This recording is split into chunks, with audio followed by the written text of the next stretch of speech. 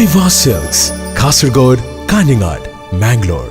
ഡൽഹി കലാപത്തിൽ ഇരകളാക്കപ്പെട്ടത് മുസ്ലിങ്ങൾ മാത്രമായിരുന്നു ആദ്യം മുതൽ. അങ്ങനെ വേണം പറയാൻ. ആദ്യം അവർക്ക് വലിയ തിരിച്ചടികൾ ലഭിച്ചു. ഒരു തയ്യാറെടുപ്പിലും അവരുണ്ടായിരുന്നില്ല. പെട്ടെന്ന് കലാപകാരികൾ അവരുടെ പ്രദേശങ്ങളിലേക്ക് ഇടിച്ചു കയറിയപ്പോൾ അവർക്ക് സ്വയം പ്രതിരോധിക്കാൻ പോലും സാധിച്ചില്ല എന്നുള്ളത് ശരി തന്നെയാണ്. പക്ഷേ കലാപത്തിൻ്റെ തീവ്രത 2 ദിവസത്തിലേക്ക് കടന്നുപോയതിന് ശേഷം മുസ്ലിങ്ങൾ പ്രതിരോധിക്കാൻ വേണ്ടി തുടങ്ങി. മുസ്ലിങ്ങൾ പ്രതിരോധിച്ച രീതിയൊക്കെ മാതൃകാപരമാണ്. എവിടെ നിന്നാണ് മുസ്ലിങ്ങൾ പ്രതിരോധിക്കാൻ തുടങ്ങിയിട്ടുള്ളത്? പോലീസ് മറുവശത്ത് നിന്നു, പട്ടാളം മറുവശത്ത് നിന്നു. ഏതു തരത്തിലാണ് എന്ന് ചോദിച്ചു കഴിഞ്ഞാൽ, പോലീസുകാരും സംഘപരിവാർ പ്രവർത്തകരോടൊപ്പം കല്ലെറിയുന്ന ദൃശ്യങ്ങൾ വരെ നവമാധ്യമങ്ങളിൽ വൈറലായി തുടങ്ങിയതോടുകൂടി ഭരണകൂടം സംഘപരിവാറിനോടൊപ്പമാണെന്ന് വ്യക്തമായി തെളിഞ്ഞതോടുകൂടി മുസ്ലിങ്ങൾ ഒരു കാര്യം തീരുമാനിച്ചു എന്നുള്ളത് ശരിയാണ്. കാരണം ഇനി ആരെയും പ്രതീക്ഷിച്ചിട്ട് കാര്യമില്ല. സ്വന്തം ജീവൻ രക്ഷിക്കാൻ സ്വയം പ്രതിരോധിക്കേണ്ടത് അനിവാര്യമാണെന്ന് ഡൽഹിയിലെ ചില മുസ്ലിങ്ങൾ തിരിച്ചറിഞ്ഞു. കുറച്ചാളുകൾ മാത്രമാണ്.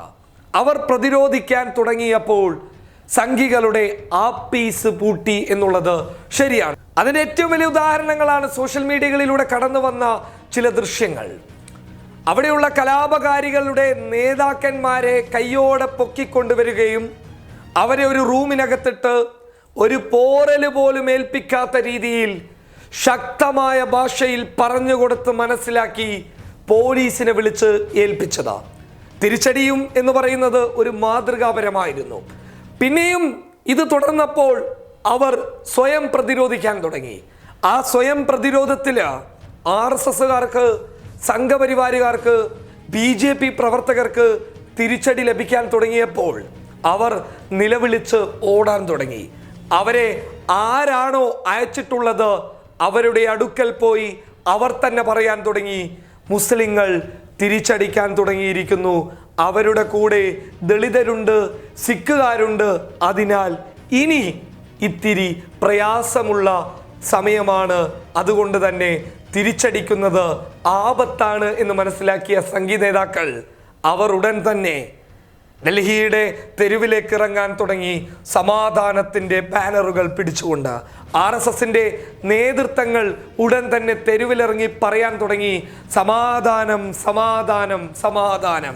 അവർ പരസ്യ പ്രസ്താവന ഇറക്കാൻ തുടങ്ങി, സമാധാനമാണ് ഈ രാജ്യത്തിന് വേണ്ടത് എന്ന്. അതെപ്പോഴാണ് ഇവർ ചെയ്തത്? ആക്രമണം പൊട്ടിപ്പുറപ്പെട്ട ആ സമയങ്ങളിലൊന്നും ഒരു RSSകാരനും ഒരു BJP പ്രവർത്തകനും സമാധാനത്തിന്റെ പേര് പറഞ്ഞ് രംഗത്ത് വന്നിട്ടില്ല. അവര് വന്നത് 48 മണിക്കൂറുകൾക്ക് ശേഷമാണ്.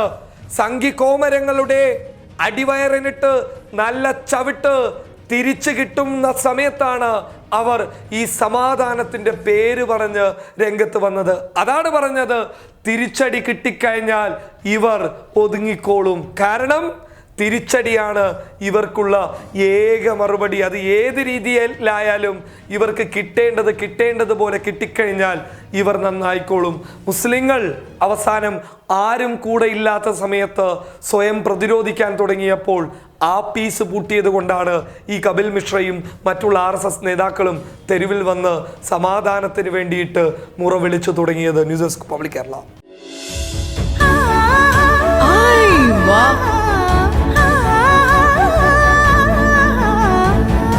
Aiwa silks, Kasaragod, Kanhangad, Mangalore.